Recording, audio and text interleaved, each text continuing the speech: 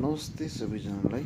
अहिले म रारा तालको अगाडि घोडा कुदाउँदैछु।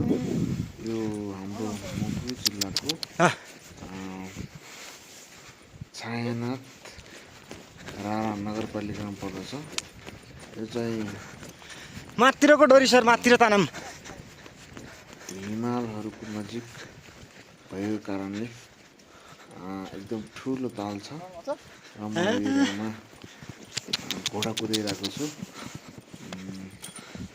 मलाई घोडा कुदाउन एकदमै साह्रै मनपर्छ। त्यही भएर घोडा कुदिरहेको छ, मैले कुदाइरहेको छु।